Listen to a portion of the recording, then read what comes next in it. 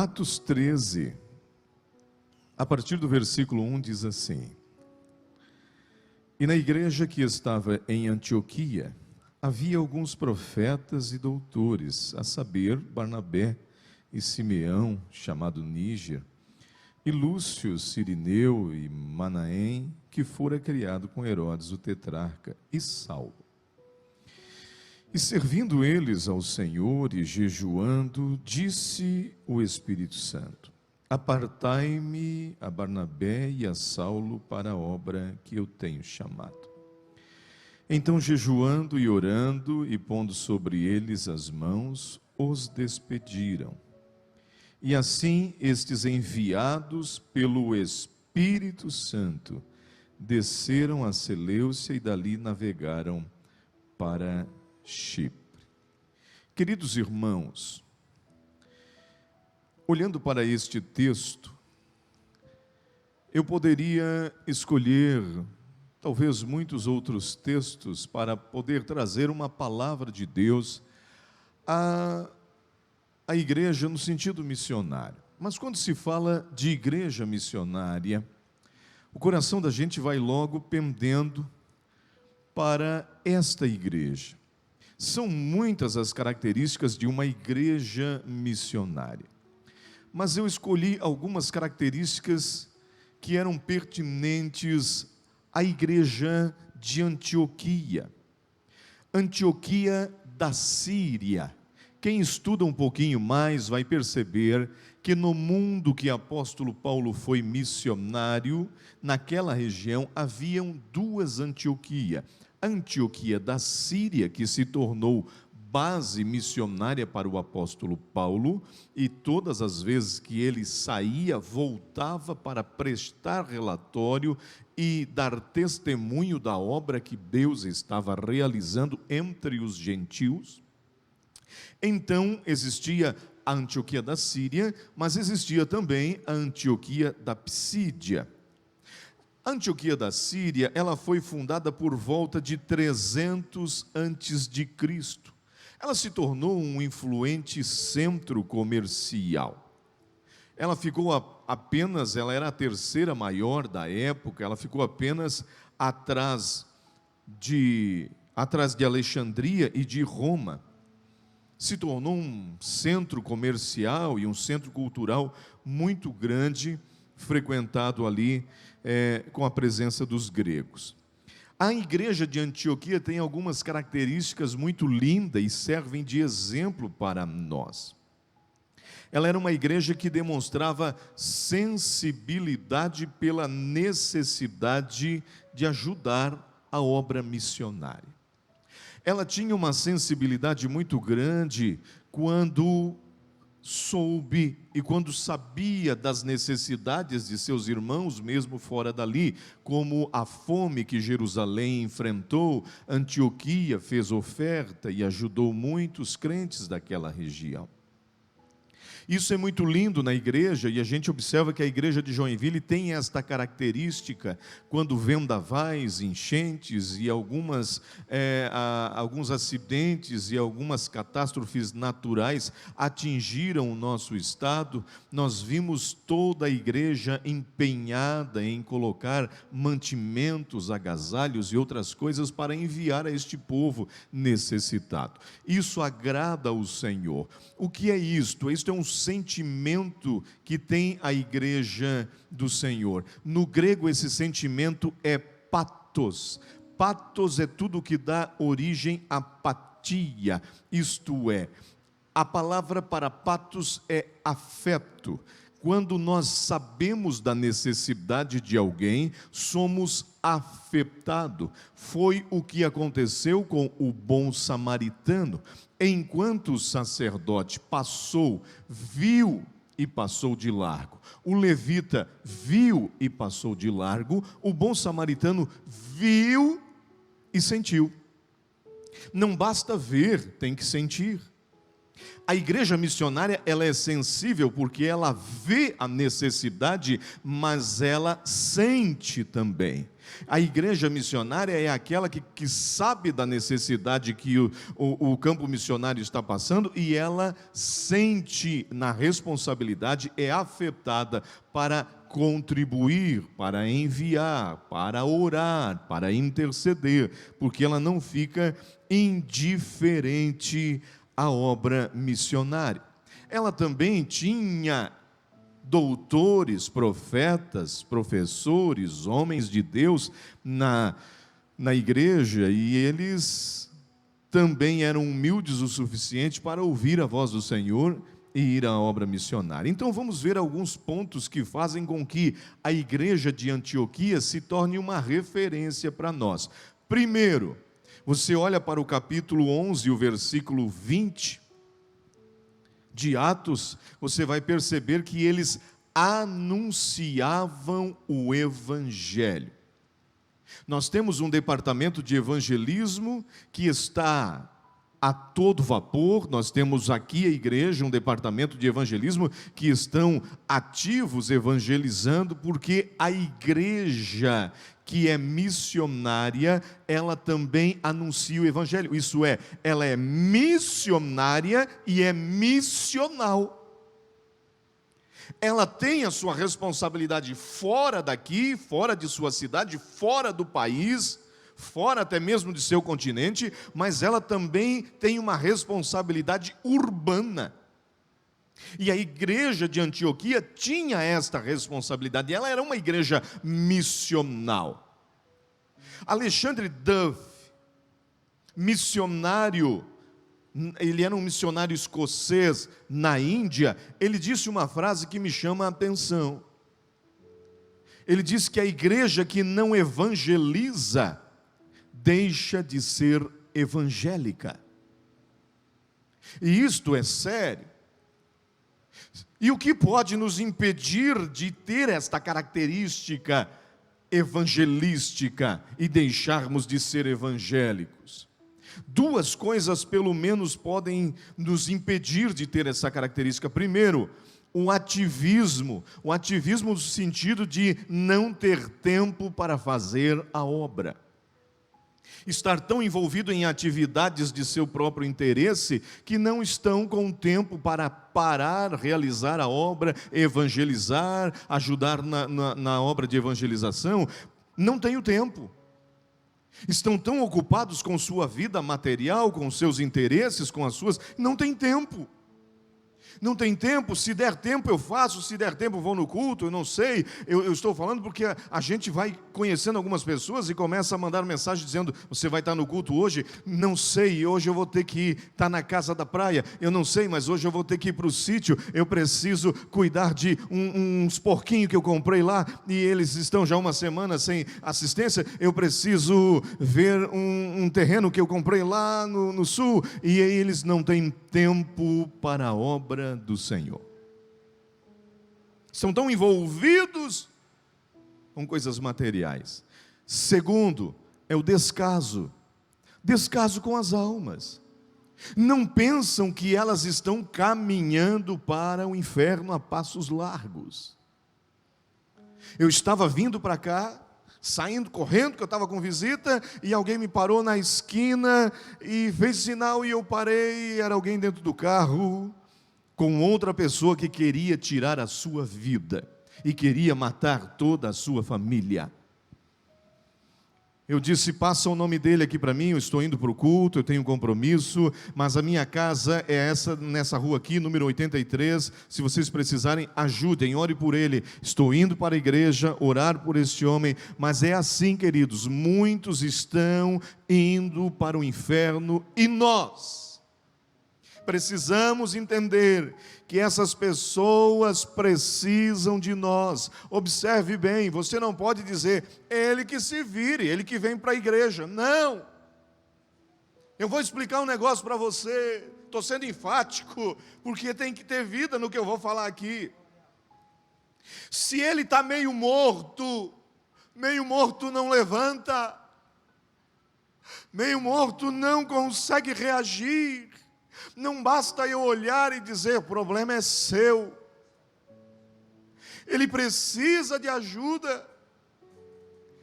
O meio morto precisa que eu desça de minha cavalgadura, de minha posição, que eu envolva ele com ataduras, que eu coloque óleo sobre a ferida e vinho para que alegre sua vida, e coloque ele em cima daquilo, da cavalgadura, para que ele vá até a hospedaria. Sozinho ele não vai, ele morre. E eu sinto Deus falando aqui nesta noite, dizendo o seguinte: nós precisamos nos preocupar mais. Ele está meio morto, está ali. E a igreja missionária, ela tem algumas características dentro disso daqui. O que? Ela tem atadura. Quando chega perto do ferido, a primeira coisa que ela vai fazer é envolvê-lo. Ela vai envolver ele, ela vai envolver o ferido. E tem o que? Tem óleo, porque ela tem a presença do Espírito Santo. Ele logo vai sentir isso na vida dele. E tem o que? Tem vinho, tem alegria da salvação. Ele vai sentir que é o lugar dele, ele foi amparado. E o que mais? Contribui. Está aqui, eu vou pagar para você cuidar dele. E se precisar, eu contribuo com mais, mas não deixa ele morrer, não deixa ele morrer, não deixa ele morrer. A igreja missionária, ela tem um sentimento de que a alma não pode, a vida não pode morrer. Então eles anunciavam o evangelho. Anunciavam o evangelho. Como é que eu posso fazer isso? Na sua rua mesmo. Esses dias peguei o violão na varanda da casa. A gente está sempre na correria, mas aquele dia consegui pegar o violão, comecei a cantar com a esposa, os vizinhos começaram a ouvir. É assim que se fala de Jesus. É assim que se fala de Jesus. Segunda característica, tem uma dedicação muito grande ao ensino da palavra.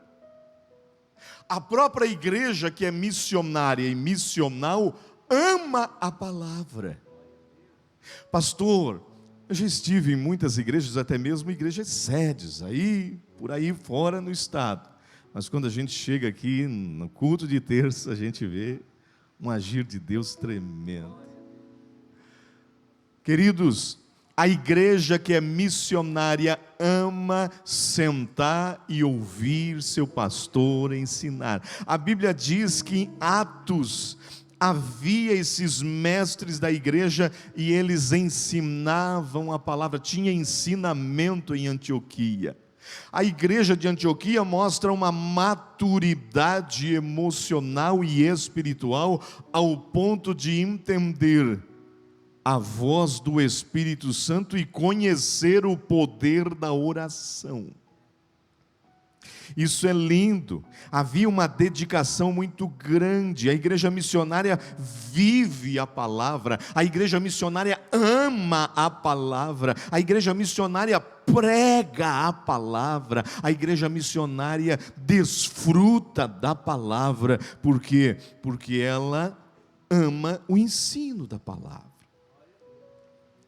Mas quando se trata da palavra, a gente podia ficar tanto tempo ali, mas a hora passa e eu quero que você entenda que a igreja missionária, ela tem uma outra característica muito importante. Qual, pastor?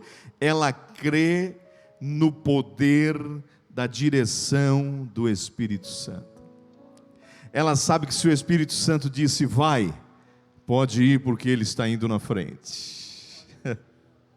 Ela crê que o Espírito Santo é quem comanda, é quem manda, comanda, direciona, orienta, impede, abre a porta, fecha a porta. É o Espírito Santo quem faz tudo isso, é Ele quem capacita. Observe bem que quando Jesus deu a ordem de evangelização aos seus discípulos, em todos os evangelhos, em todos eles, ele dá a ordem, ele diz, ide e fazei discípulos, mas aí ele diz assim, eu vou enviar o Espírito Santo.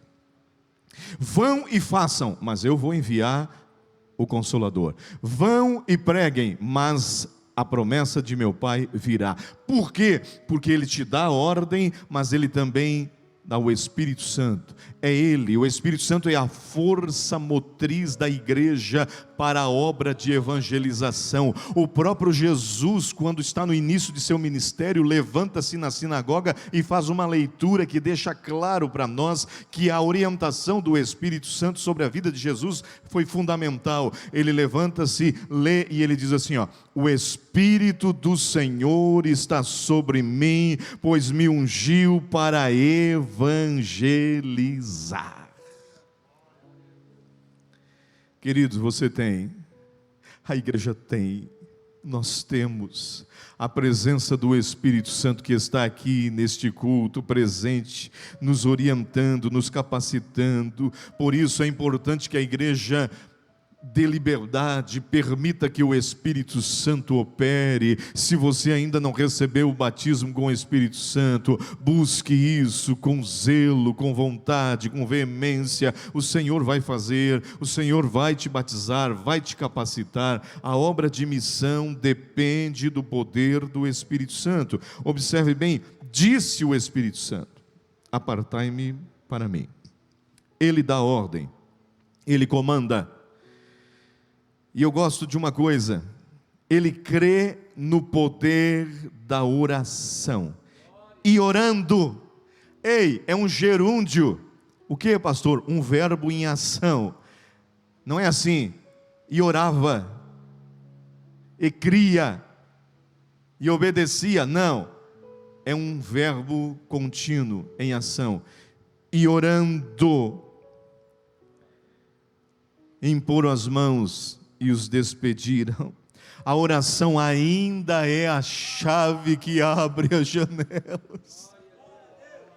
A oração ainda é o segredo para as maiores batalhas, as maiores vitórias.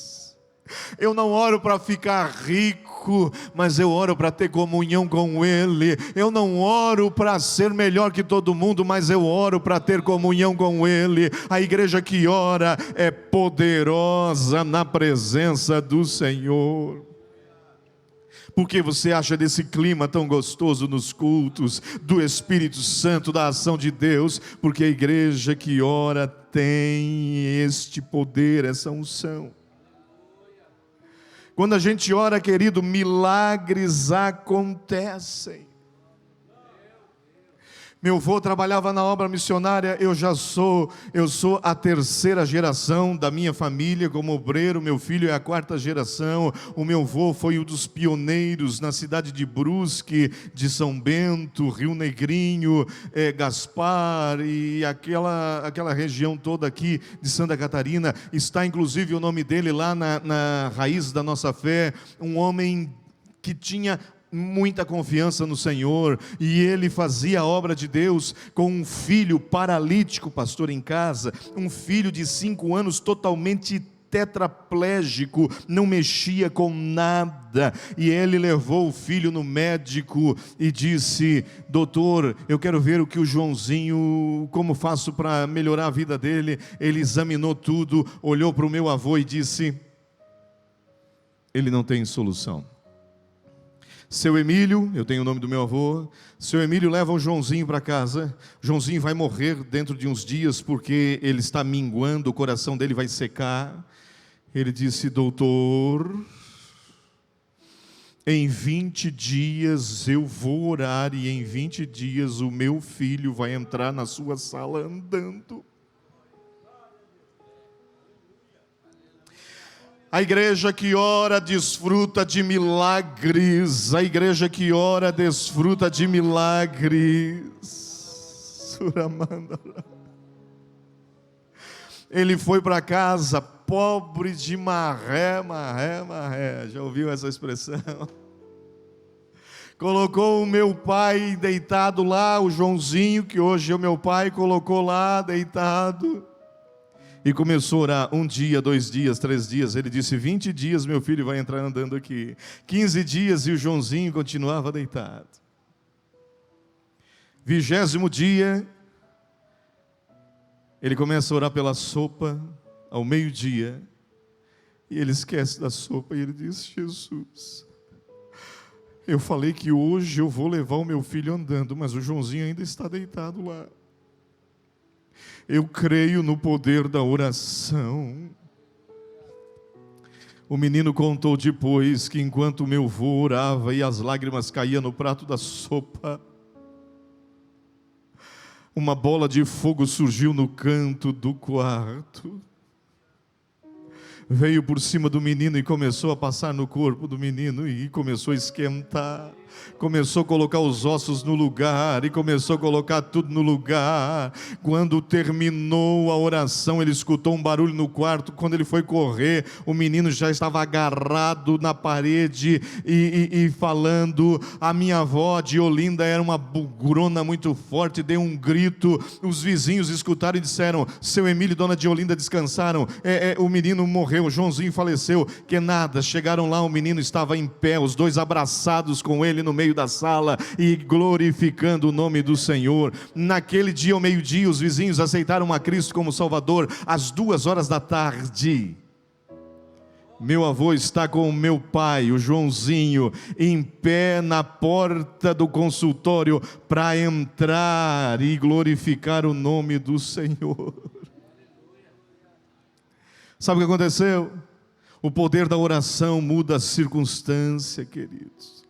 O médico tinha dito que se o Joãozinho fosse andando, ele rasgava o diploma dele. Quando ele entrou e o médico viu, assustado, admirado, ele disse: doutor, não precisa rasgar o diploma, ele é seu, o Senhor cursou para isso, não tem problema. Só que fique sabendo que quando a medicina não consegue mais, quando ninguém consegue mais, o poder da oração move o mundo espiritual, é o sobrenatural de Deus. O médico dos médicos pode fazer. A igreja missionária desfruta de milagre porque crê no poder da oração. Aleluia. A Bíblia diz que desfrutavam de prodígios porque o Espírito do Senhor os colaborava com eles. O apóstolo Paulo evangelizou o mundo daquela época debaixo da unção do Espírito Santo. Milagres aconteciam por onde ele passava. Ei, esta igreja aqui, eu tenho certeza do que vou falar agora, vai desfrutar de milagres dia após dia, porque tem experimentado a prática da oração, do ensino da palavra e do poder do Espírito Santo na sua vida. O Senhor te trouxe aqui para dizer: ainda há esperança, há milagre para a sua vida.